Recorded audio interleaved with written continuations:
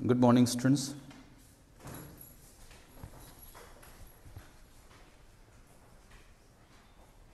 You all are familiar with the occurrence of element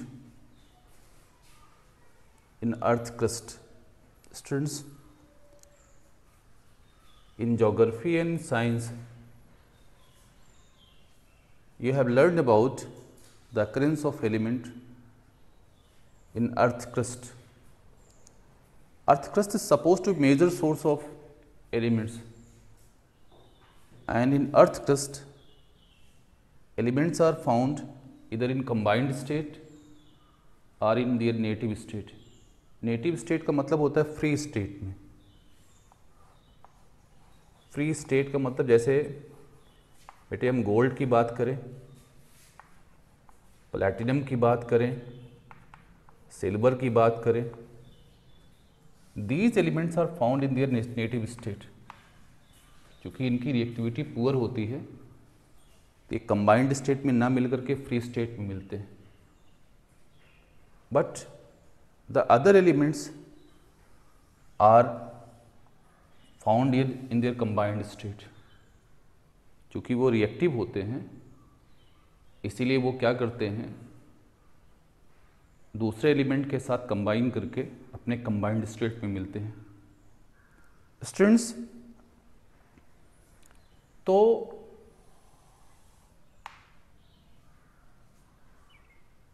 the elements are compound which are naturally occur in earth crust are called as minerals.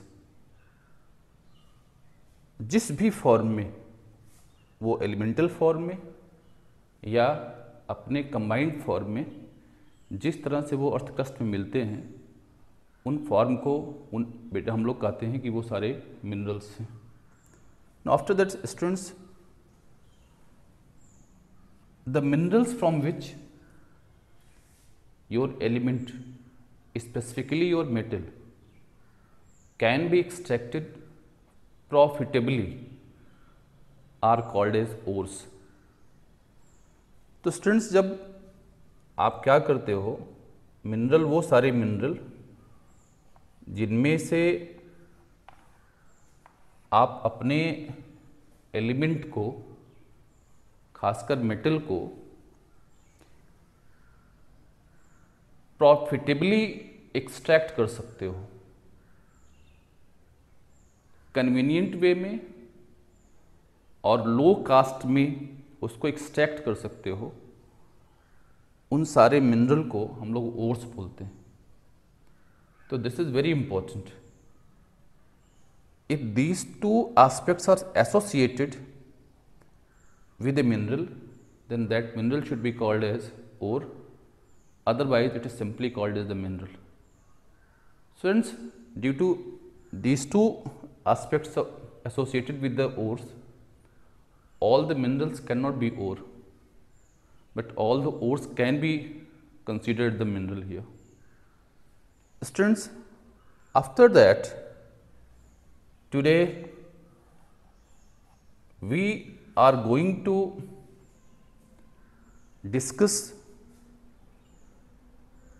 the procedure and principles which are used to extract a particular element from its ore.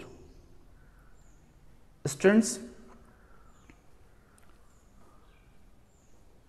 in the process of extraction, we use different steps. So one of the primary step which is used in the extraction of element is called enrichment of ore. Enrichment of ore.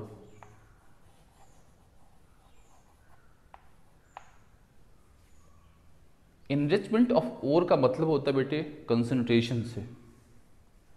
हम लोग क्या करें, हमारा जो ओर है उसमें से जो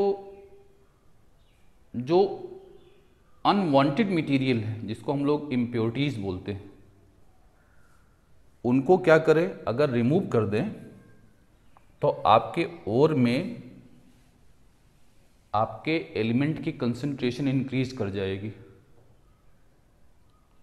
तो increment of the percentile amount of required element in ore that through the removal of unwanted material, that is impurities, is called enrichment of ore or concentration of ore.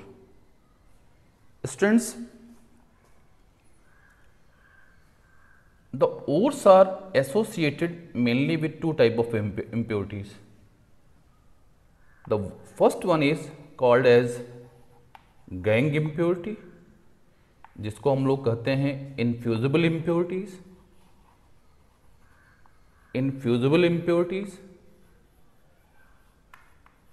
And other is called as fusible impurities और volatile impurities बोलते हैं, fusible impurities.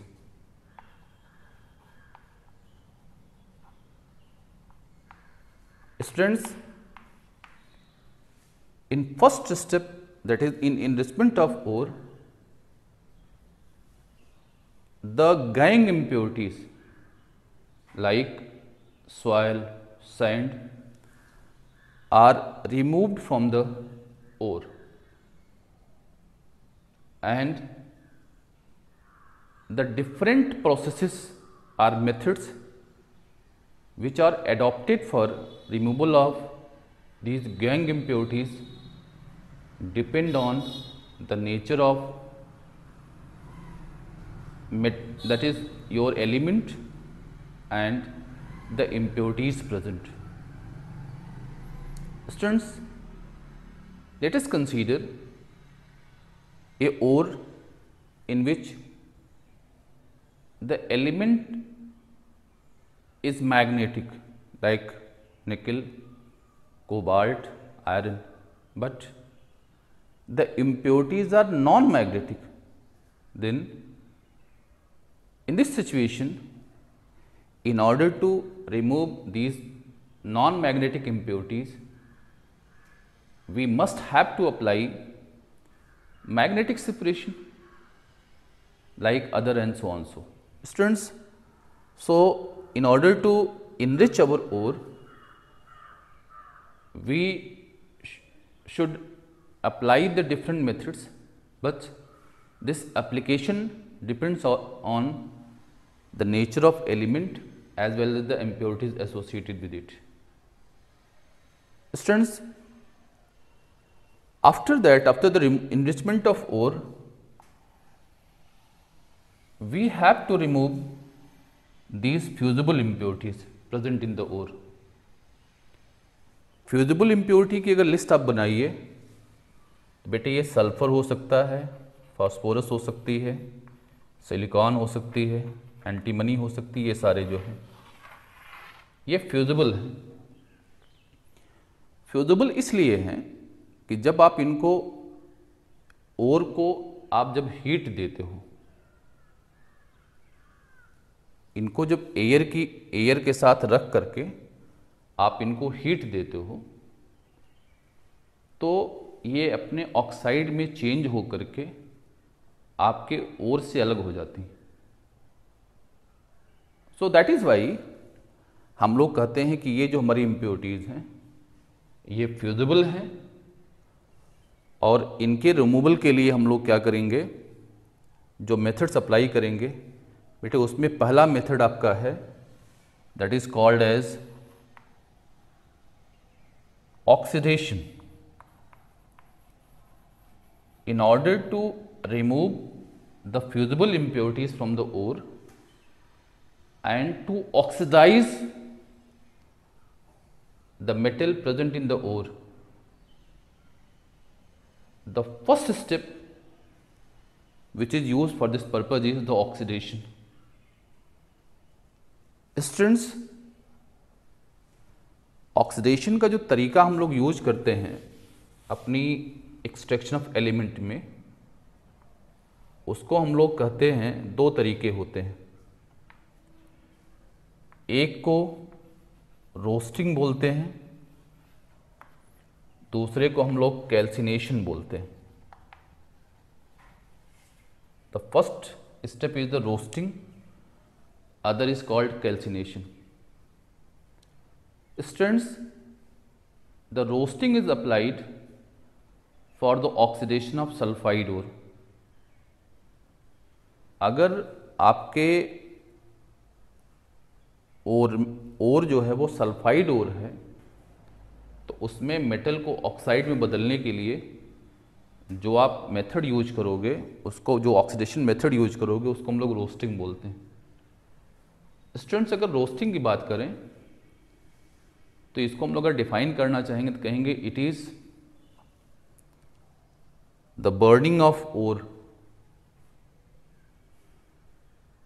in the sufficient supply of air below the melting point of bitter element. Listen, it's said to be called as this roasting को define करिए। It is the strong heating of ore in sufficient supply of air below the melting point of element, और ore कह सकते हैं बेटे इसको। तो अगर आप ऐसा करोगे तो आपका जो सल्फाइड ओर है उसमें जो प्रेजेंट आपकी जो मेटल होगी वो अपने ऑक्साइड में कन्वर्ट हो जाएगी। और इस मेथड का यूज़ आप सल्फाइड ओर के केस में करते हो। स्टूडेंट्स, लाइकवाइज अगर ओर आपका कार्बोनेट है, तो कार्बोनेट अगर आपके पास ओर है तो इसको करने के लिए आप क्या करते हो, उसके ऑक्सीडेशन के लिए आप जो मेथड अप्लाई करते हो उसको हम लोग कैल्सिनेशन बोलते हैं। Calcination is also the process of strong heating of the ore but in the limited supply of air below the melting point of element, और ओर कर सकते हो। तो दोनों वही बात है। तो जब आप ऐसा कर दोगे तो आपका जो कार्बोनेट ओर है वो भी ऑक्साइड में कन्वर्ट हो जाएगा, और जो आपकी सल्फाइड ओर होगा उसमें भी जो प्रेजेंट मेटल है वो भी ऑक्साइड में कन्वर्ट हो जाएगी। आफ्टर दैट जो नेक्स्ट मेथड आप अप्लाई करते हो उसको हम लोग मेथड ऑफ रिडक्शन बोलते हैं। स्टूडेंट्स, रिडक्शन जो है वो आप समझते हो रिमूवल ऑफ ऑक्सीजन को बोलते हैं। In order to remove oxygen from the oxides of the element, हम लोग क्या करते हैं, जो रिड्यूसिंग एजेंट यूज करते हैं उसमें बेटे एक कार्बन होती है, कार्बन का यूज कर सकते हैं एज ए रिड्यूसिंग एजेंट, और या किसी दूसरे एक्टिव मेटल का यूज कर सकते हैं as a reducing agent.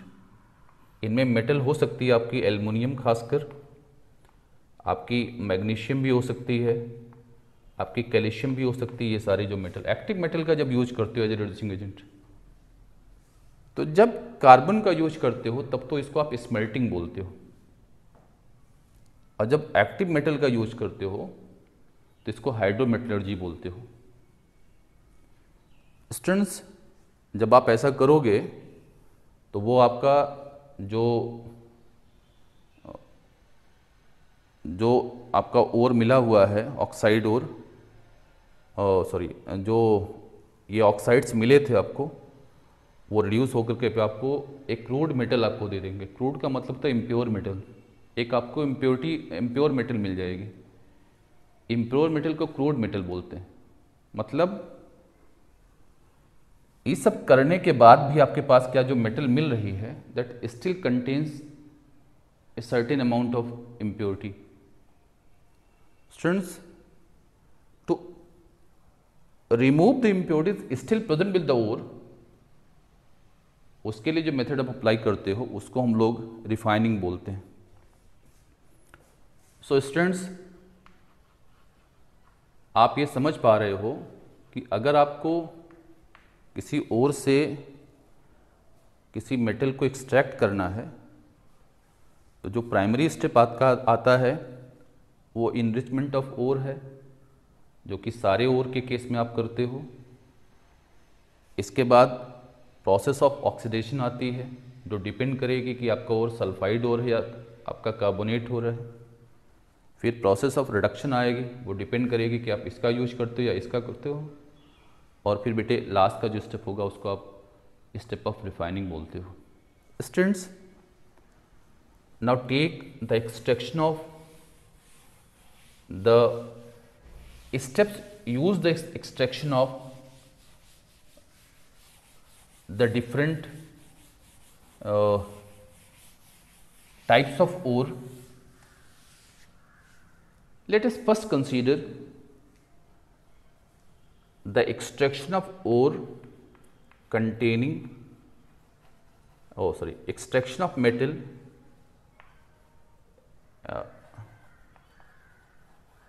low in reactivity series from its ore. Low in reactivity series, आपको रिएक्टिविटी सीरीज के बारे में बताया था हमने कि रिएक्टिविटी सीरीज में जो मेटल हमारे पास हैं, कॉपर है, मरकरी है, गोल्ड है, सिल्वर है, प्लैटिनम है, ये सारी। इन मेटल को जो कि रिएक्टिविटी जिनकी कम होती है, अगर उनके ओर से इन मेटल को एक्सट्रैक्ट करना है तो इनको कैसे किया जाएगा? तो स्टूडेंट जो पहला स्टेप आएगा वो तो इनरिचमेंट ऑफ ओर आएगा। लेकिन पता है स्टूडेंट्स कि ये जो हमारी है कॉपर, मरकरी, सिल्वर, अगर ये अपने नेटिव स्टेट में नहीं होकर के कंबाइंड स्टेट में आते हैं, अगर होंगे तो इनके अर्थ क्रस्ट में दो फॉर्म बनते हैं। एक तो इनका सल्फाइड फॉर्म बनता है और एक इनका ऑक्साइड फॉर्म भी बन सकता है। मतलब इनकी जो अर्थ क्रस्ट में अकरेंस है वो तो सल्फाइड फॉर्म में होती है या तो इसकी ऑक्साइड फॉर्म में होती है। Let us consider the sulphide form of these metal. For our example let us consider the cinnabar, जिसको आप मर्क्यूरिक सल्फाइड बोलते हो। इसकी अगर हम लोग क्या करें, इससे हमको अगर अपने मरकरी को एक्सट्रैक्ट करना है तो चूंकि ये सल्फाइड ओर है तो इनरिचमेंट के बाद इसको क्या करोगे, आप रोस्टिंग करोगे। जब आप इसकी रोस्टिंग करोगे तो देखने को क्या मिलेगा, आपकी जो मरकरी होगी वो मर्क्यूरिक ऑक्साइड में कन्वर्ट हो जाएगी। मर्क्यूरिक ऑक्साइड में कन्वर्ट होने के बाद क्या करें बेटा, जो सल्फर होगी वो सल्फर डाइऑक्साइड फॉर्म में आ जाएगी और बाकी जो हमारे पास जो फ्यूजिबल इम्प्योरिटीज़ हैं वो ऑक्साइड में कन्वर्ट होकर के बेटे वो आपके ओर से निकल जाएंगी। जब बेटे आपका ये मिल गया, मर्क्यूरिक ऑक्साइड मिल गया, तो मर्क्यूरी स्ट्रांगली इसको हीट कर दीजिए। जब आप हीट कर देंगे तो ये डिकम्पोज कर जाएगा, तो आपको मरकरी दे देगा और ऑक्सीजन दे देगा आपको। Students,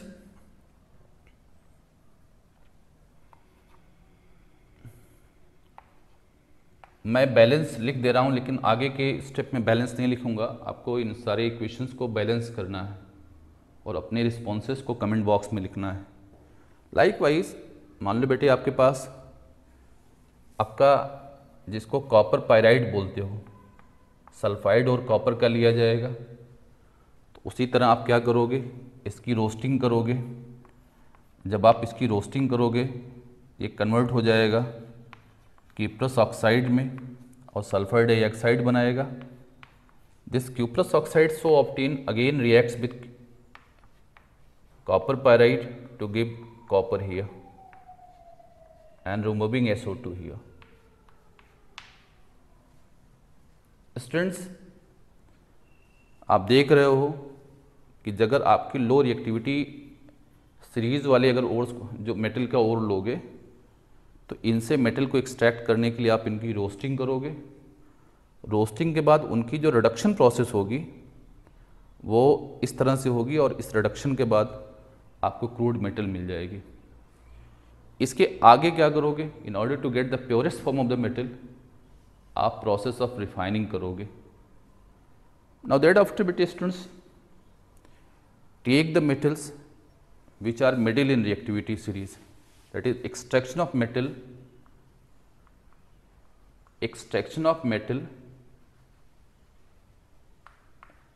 of metals middle in reactivity series from their ores, reactivity series from their ores। Students, जो आइडिया हमने आपको दी है उसके हिसाब से आपने हमसे बात करी थी, तो कहा था कि आपके पास जिंक है, आयरन है, लेड है, ये सारी जो मेटल्स हैं इनकी पोजीशन रिएक्टिविटी सीरीज में बीच में है। और बेटे ये जो बीच में जो मेटल्स हैं उनका अर्थ क्रस्ट में जो फॉर्म मिलता है, या तो वो सल्फाइड फॉर्म में मिलती हैं अपने, या तो अपने कार्बोनेट फॉर्म में मिलती हैं। Late us consider the two form of zinc, that is zinc sulphide and zinc carbonate।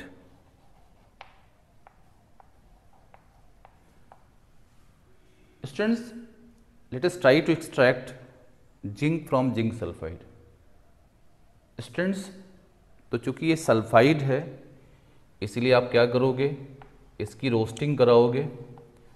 Roasting कराओगे तो आपको जिंक मिलेगा, जिंक ऑक्साइड मिलेगा, SO2 मिलेगी। फर्दर इसको बैलेंस करिएगा और इसको क्या करिएगा, जब आप इसकी कैल्सिनेशन कराओगे तो बेटे आपको जिंक ऑक्साइड मिलेगा, CO2 मिलेगा। तो जो मिडिल में लाई करने वाली हमारे जो मेटल्स हैं, तो जैसी मेटल हैं सल्फाइड ओर अगर उनकी होगी, उनका सल्फाइड ओर होगा तो आप रोस्टिंग का यूज करोगे, उनका कार्बोनेट ओर होगा तो आप उनको कैल्सिनेशन कराओगे। जब एक कैल्सिनेशन इनका करा लोगे या रोस्टिंग करा लोगे तो ये अपने ऑक्साइड में बदल जाएंगे। अब बदलने के बाद आप क्या करोगे, इनका रिडक्शन कराना है। इनके रिडक्शन के लिए आपको बता रहा था इसके पहले, दो तरह के आप एजेंट यूज करते हो। रिड्यूसिंग एजेंट आप कई तरह के यूज करते हो। जैसे उसी में एक रिड्यूसिंग एजेंट की बात हमने आपसे करी थी, कार्बन की। तो मैंने कहा था क्या करो, अगर कार्बन का यूज करोगे एज ए रिड्यूसिंग एजेंट, तो प्रोसेस ऑफ जो रिडक्शन है उसको हम लोग स्मेल्टिंग बोलते हैं। और किसी एक्टिव मेटल का यूज करोगे, एक्टिव मेटल का यूज करोगे एज रिड्यूसिंग एजेंट, तो उसको हम लोग हाइड्रोमेटलर्जी बोलते हैं। But in case of zinc आपको स्मेल्टिंग करानी पड़ती है। अगर आप स्मेल्टिंग कराओगे तो क्या करना होगा, जिंक ऑक्साइड को कार्बन के साथ हीट करना पड़ेगा। तो जब आप हीट करोगे तो आपको जिंक मिल जाएगी और CO2 मिल जाएगी। तो इसका मतलब क्या करना है कि we can obtain the crude form of zinc through the smelting of zinc. Students, but there are some metals like manganese dioxide, some oxide ore of manganese like manganese dioxide,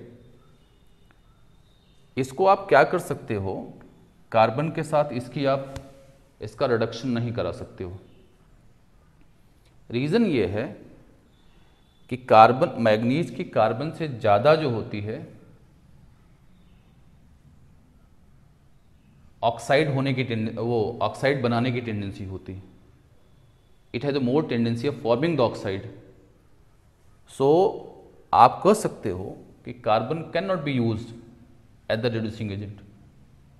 तो जहाँ पर आप कार्बन का use नहीं करते हो वहाँ पे एक्टिव मेटल का यूज करते हो। अब यहाँ पे एक्टिव मेटल एल्युमिनियम हम लोग यूज करते हैं। जब आप एल्युमिनियम को as a reducing agent use करोगे तो होगा क्या, aluminium gate oxidise into Al2O3 और आपको मैग्नीज मिल जाएगी। along with ये high amount of heat energy is also liberated in this process of reduction here। तो स्टूडेंट्स, अगर आपने एल्युमिनियम का यूज किया है यहाँ पर रिडक्शन में, तो इस मेथड ऑफ रिडक्शन को हम लोग एक नाम देते हैं जिसको हम लोग एल्यूमिनोथेरेपी बोलते हैं। तो आप समझ सकते हो कि अगर aluminium as the reducing agent आपने यूज किया वहाँ पे, तो जो प्रोसेस ऑफ रिडक्शन है जिसको हाइड्रोमेटलर्जी आप बोल सकते हैं, that should be called the aluminotherapy. Students, one of the practical application of aluminotherapy is that कि when we use aluminium for the reduction of ferric oxide,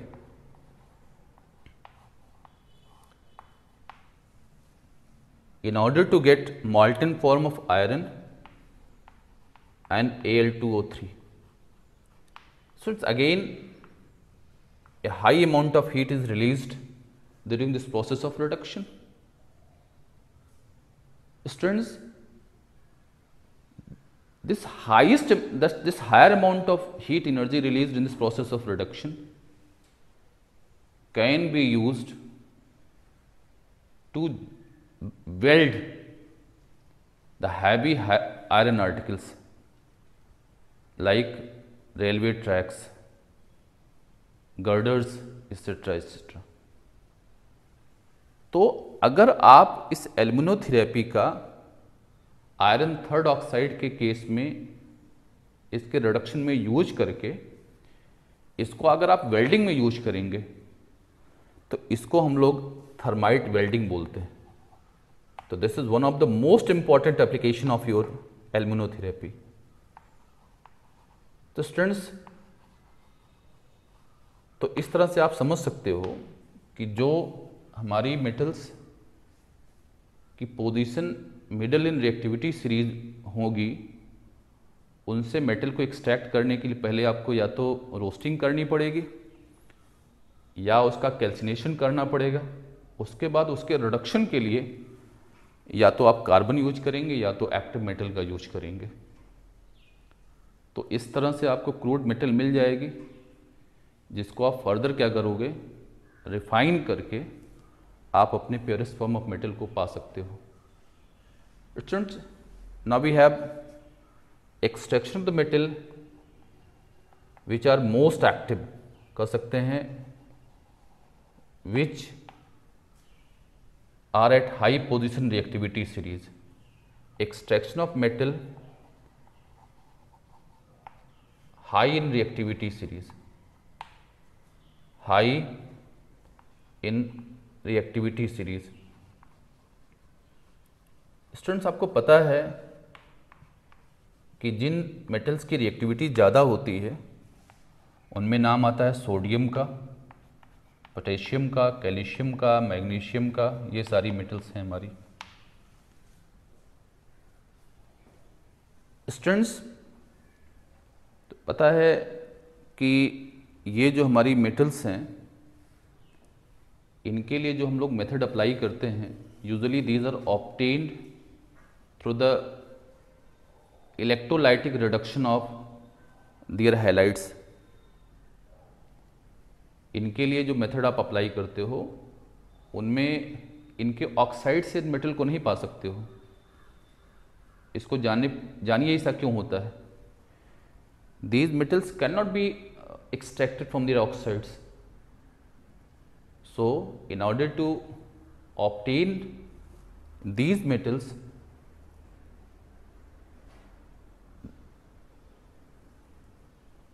we have to take the halides of these metal. These metals are extracted from their halides. तो पहले आप halide लो, halide ले करके क्या करो, जैसे chloride आप ले सकते हो, मान लो सोडियम क्लोराइड आपने लिया।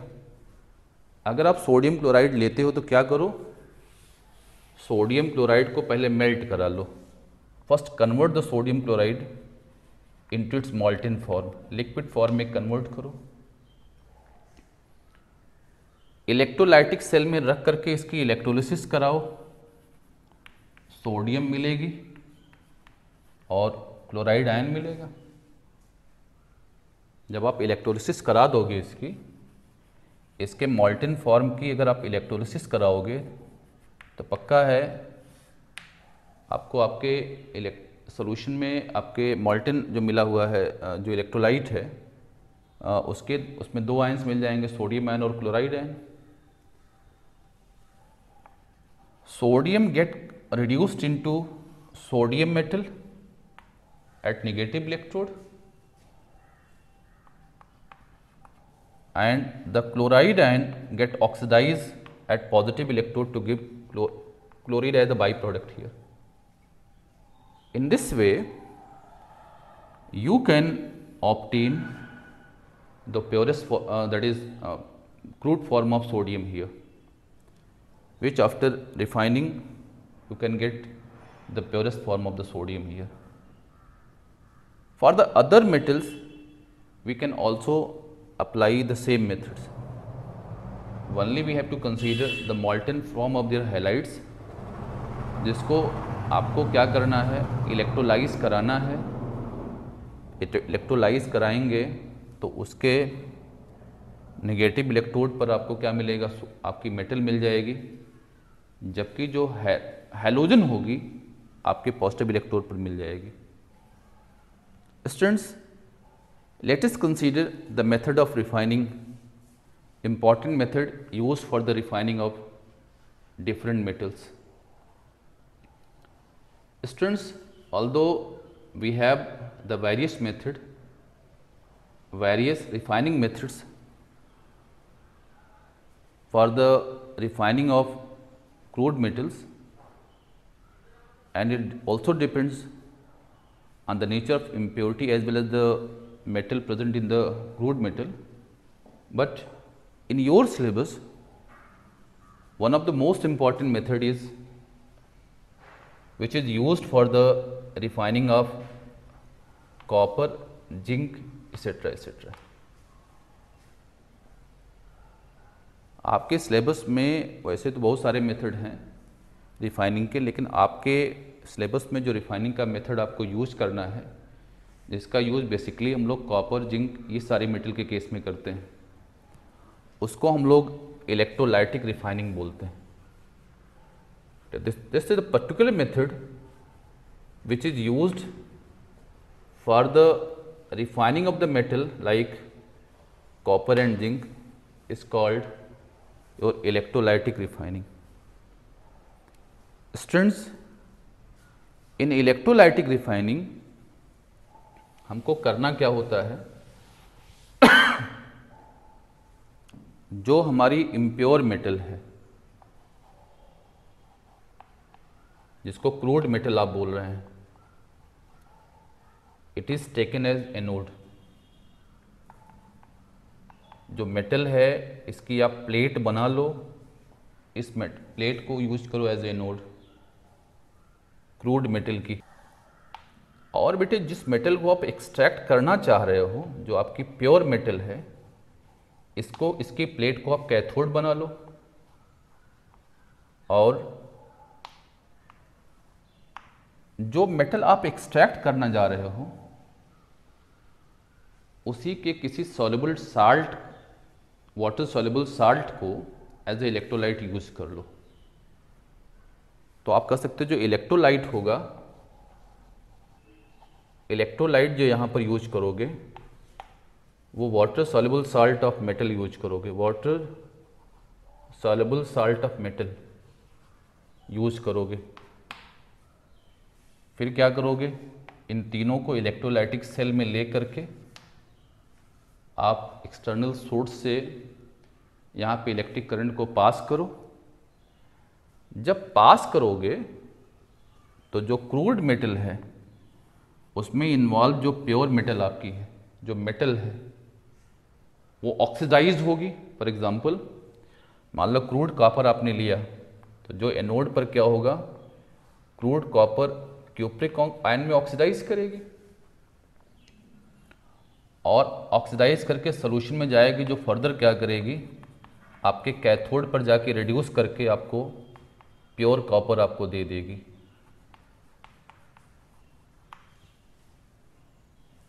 जबकि जो इम्प्योरिटीज हैं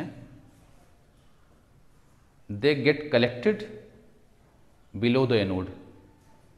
क्योंकि एनोड के नीचे इकट्ठा होती इम्प्योरिटी जो होती हैं, इसलिए ये इम्प्योरिटी जो मिलती हैं उनको हम लोग एनोड मड बोलते हैं. Students, in this way, you can apply the different processes and principles to extract a particular metal from its ore. Thank you.